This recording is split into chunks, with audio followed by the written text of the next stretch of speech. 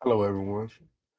My name is Keon Basin, and the topic that I will be presenting today is "Get Tough: Drug Policies Work, Evaluating Incarceration and the War on Drugs" by me, Keon Basin, Sociology 324, Criminology. Okay, so today I'll be presenting my research on whether tough drug policies, such as long prison sentences, mandatory minimums, and more war on drug strategies and how they actually work to reduce drug use or drug related crime. Um, this question is important because the US has heavily relied on punishment based drug policies for over 50 years. Um, so during that time, we have built one of the largest prison systems throughout the whole world. Um, and a big part of that growth is tied to how we enforce drug policies. Uh, so, some of these policies were originally created with the intention of stopping and preventing drug use and to reduce the supply of drugs and to overall value public safety in communities. So, what you'll see throughout this presentation is that the punishment and drug behavior is more complicated than it may seem from the outside without doing any research on the topic. So, to answer this question, I researched a lot on mandatory minimums, data on drug use, um, arrest data, incarceration, and overdose rates. Um, and I also looked at theories such as deterrence and labeling theory. And another thing that I looked at while researching this is how the US, when compared to other countries, the rates of incarceration based on drug charges alone. Um, when compared to countries such as Portugal and Netherlands, the approach that they take when dealing with drug use and abuse is completely different from what we do here in the US. So, by looking at these different forms of evidence, you can get a clear understanding of a policy like mandatory minimums and why they were so aggressive with the drug policies. Um, so my goal for this presentation is to present all the evidence that I've researched on clearly and objectively as possible to show you all how effective these strategies truly are.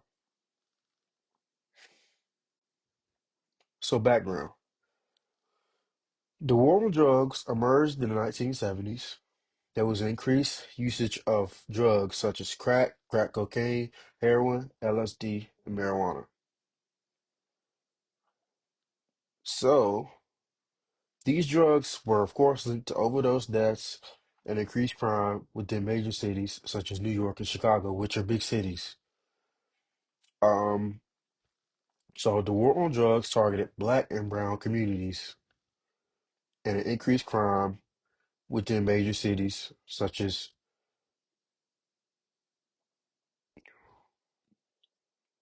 So, the war on drugs, it targeted black and brown communities because crime and usage was usually heavily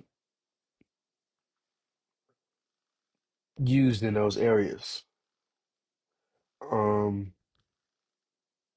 so mass incarceration developed as a means to solve the problem of drug use. And in an attempt to solve the problem, harsh sentencing guidelines were inflicted upon those who were associated with drug charges. So, the war on drugs, as I said, started in the 1970s. Drug use was becoming more noticeable.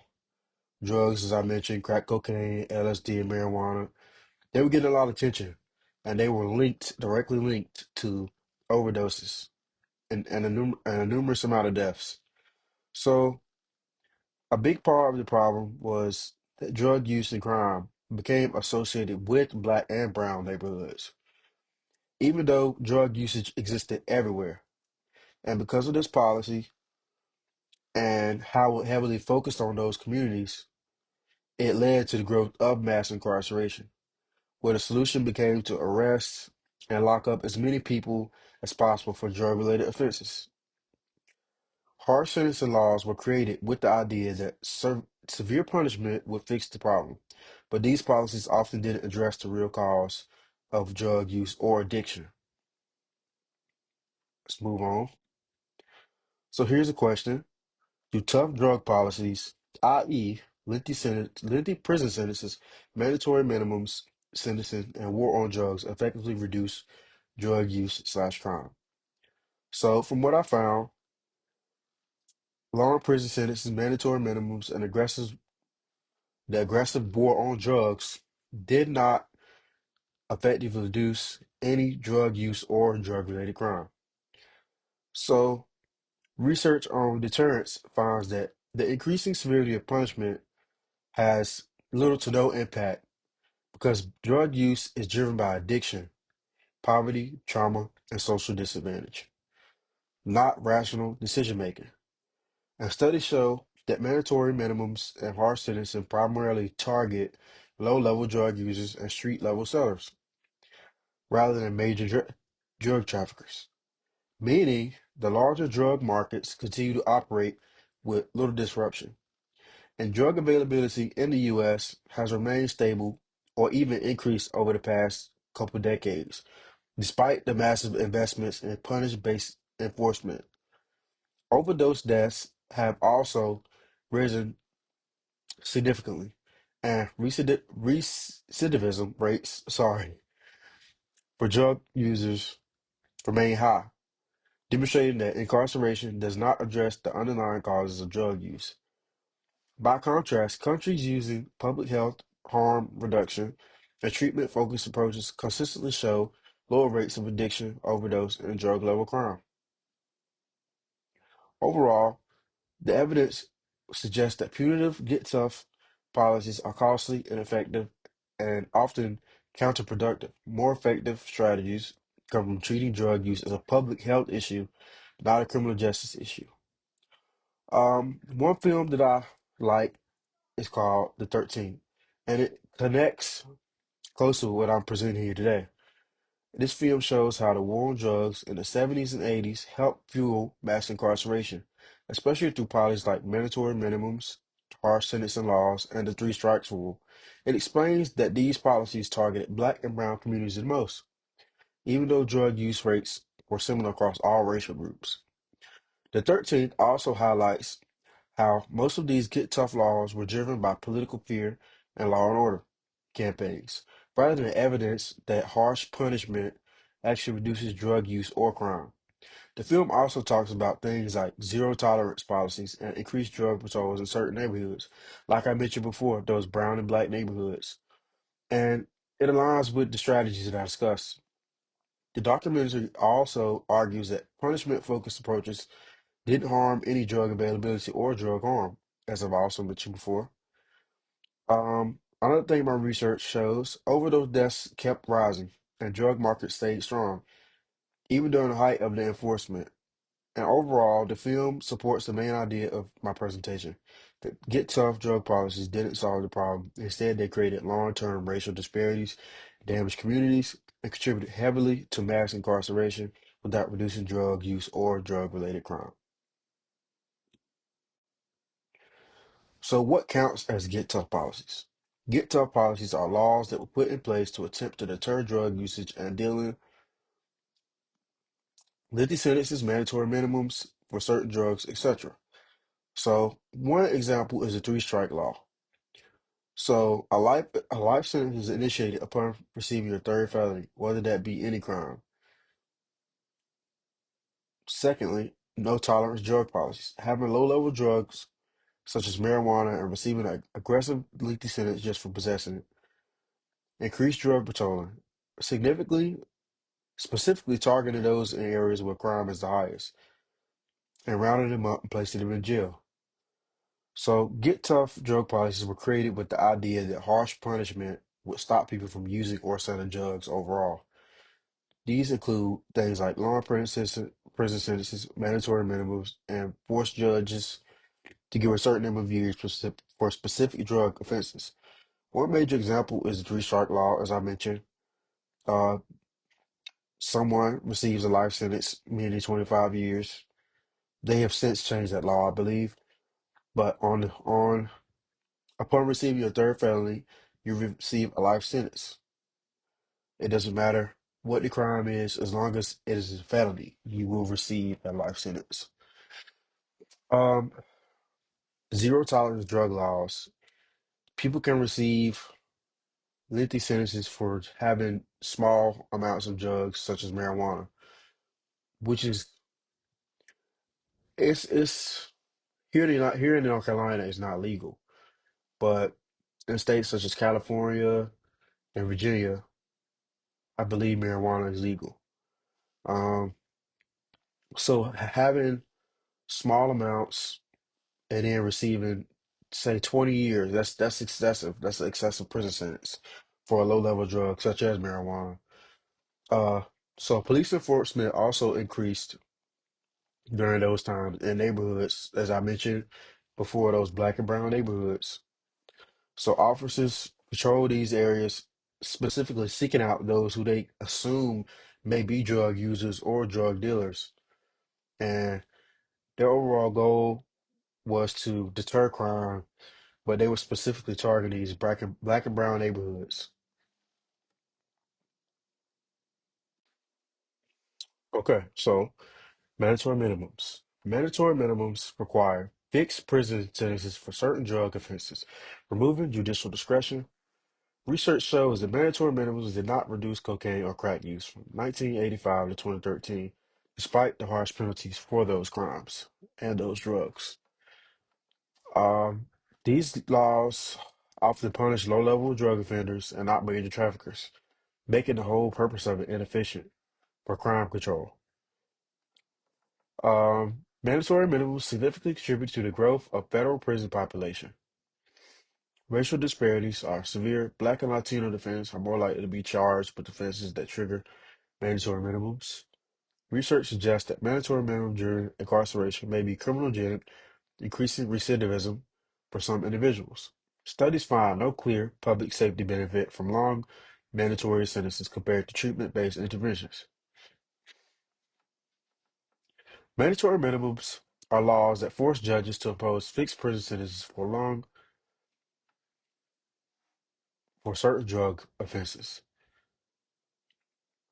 This means that even if someone is a first-time offender or played a minor role in the offense, the judge still has to give the same long sentence. These laws shifted a lot of power. These laws shifted a lot of power away from the judges and into the hands of the prosecutors, who play a major role in sentencing. The prosecutors provide the judge with sentencing guidelines, and the judge basically has to abide by what the prosecutor provides them. And the judge makes a decision based off what the prosecutor says or decision the prosecutors came up with. So, um, since it's in the hands of the prosecutors, whoever decides to file the charge and whether the mandatory minimum applies. So, mandatory minimums came out as a political climate in the 1980s during the height of the war on drugs. So there was a rise in public fear around crack cocaine and drug-related crime, and lawmakers pushed to create harsher penalties for those who partook in the selling and using of those drugs. The key moment was the Anti-Drug Abuse Act of 1986, which introduced 5 and 10 year mandatory minimums and created a 100 to 1 crack versus powder cocaine sentencing disparity. These laws quickly expanded in the 1990s through the crime bill, and they became a major driver of mass incarceration, especially for low-level drug offenders. So, war on drugs policy refers to the large-scale enforcement strategies that intensifies beginning in the 1980s. Police departments nationwide were encouraged and financially incentivized to prioritize drug arrests as a main way to fight crime. However, most of these arrests targeted low-level possessions rather than drug trafficking. In many years, over 80% of the drug arrests were simply because they had small amounts of drugs, meaning the people filling jails and prisons were not the high-level suppliers policymakers claimed to target. During this period, racial disparities became more pronounced. Black and Latino communities were disproportionately subjected to stop and frisk practices, drug sweeps, and militarized police raids. While enforcement increased, drug availability and purity stayed high.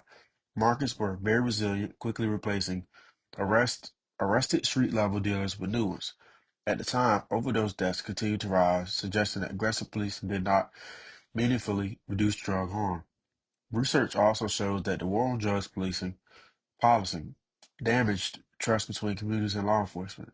When residents fear or distrust the police, they are less likely to report crime or even cooperate in an investigation, which can actually worsen public safety. Overall, the evidence shows that the war on drugs policy was costly, racially unequal, and effective at reducing drug use or drug-related crime.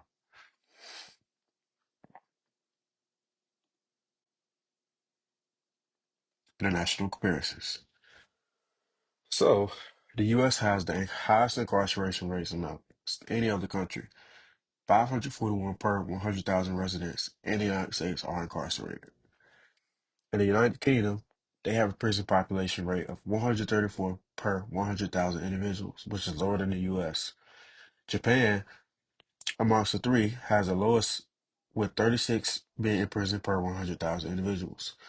So, excessive incarceration is not required to address drug or crime-related issues by indicating that many developed countries with significantly lower incarceration rates employ comparable or lower levels of social control and punishment. When comparing the U.S. to other countries which implement other resources to minimize their level of individuals put in prison, the U.S. method of mass incarceration and get tough policies are questionable and unnecessary. Reducing recidivism, implementing non-punitive punishments, and more rehabilitation-oriented policies will be better instead of mass incarceration. What's important is that all these countries still deal with crime, drug use, and social issues, but they do without relying on mass incarceration. This shows that extremely high prisons populations are not necessary to maintain public safety.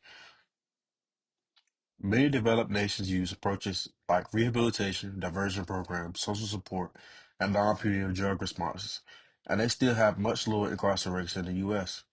So when we compare these international models to the American approach of mass incarceration and these get tough drug policies, it raises real questions about how effective our strategy is. The data suggests that focusing on reducing recidivism, offering treatment, and using alternatives to incarceration may be far more effective than continuing to rely on punishment alone. So, deterrence theory is based on the idea that people avoid committing crimes when they know what the punishment will be.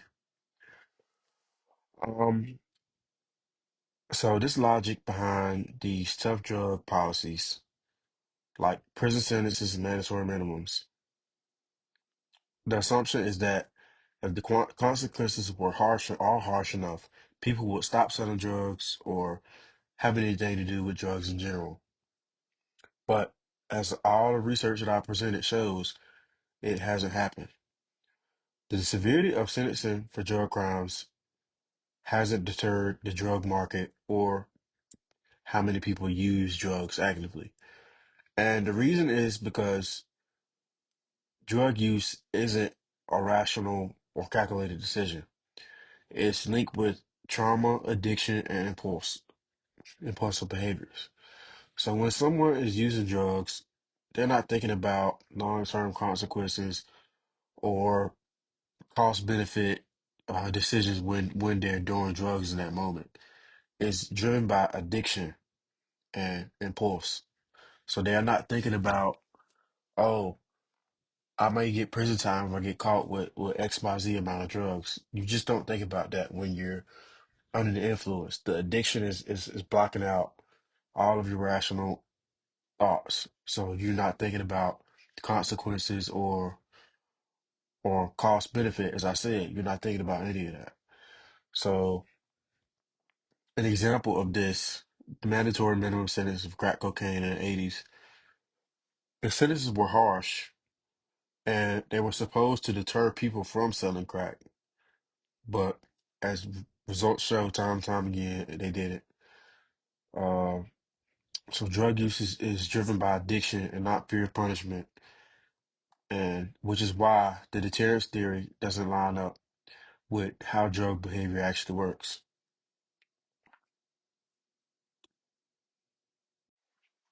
So labeling theory. Label theory helps explain why harsh drug policies can actually make things worse instead of better. The idea is that when society places a label on someone as a criminal, that label can become a part of their identity. So if a person is treated like a criminal, they may eventually start acting the way that society expects them to. Um, so with drug convictions, people face long-term barriers in employment, housing, and education. Once you have a felony, it's difficult for you to assume higher education, to acquire good paying jobs. Once you have a felony on your record, it's just difficult for you to do anything. And this limits people who have felonies to recommit crimes such as selling drugs because if you can't acquire a proper job, you can't take care of yourself or your family. They may have kids, and other obligations. And since they can't make money the legal way, they may turn back to selling drugs to as a means to get fast cash or, just to take care of themselves, which is why um it's good for programs. It's good to set them up with programs so that they won't repeat the same behaviors.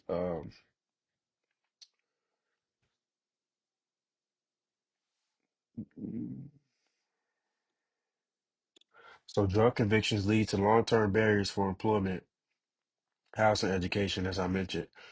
An individual with a criminal record is more likely to commit another crime because they cannot get proper jobs. Drug policies label low-level offenders as criminals, which can increase recidivism rates. An example, an individual with a drug felony will face many challenges with reintegrating into society, especially with finding proper jobs. Those with felonies often subject to low-level fast food jobs or hard labor due to their criminal record. Uh, Analysis.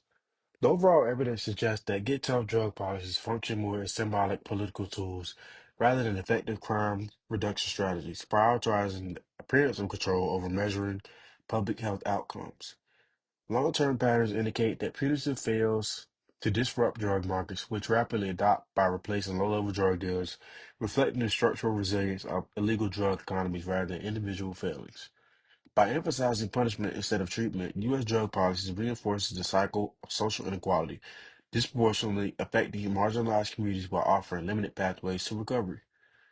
The persistence of rising overdose deaths, even during periods of intensified enforcement, reveals a disconnect between policy, intention, and actual public health outcomes, undermining the foundation of deterrence.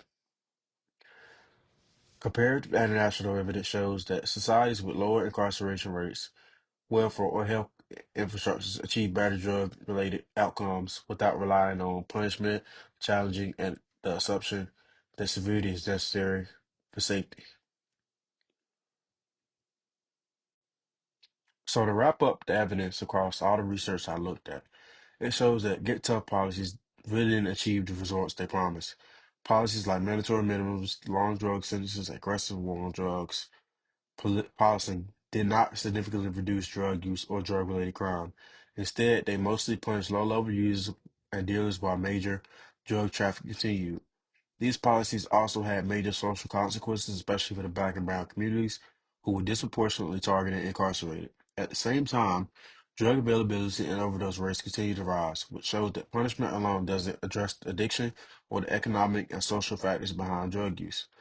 Overall, the research shows that more effective solutions, such as public health approaches, things like treatment, prevention, and harm reduction, rather than relying on incarceration. The conclusion is that the U.S. needs to move beyond these older get tough strategies and adopt approaches that actually reduce harm and improve long-term outcomes.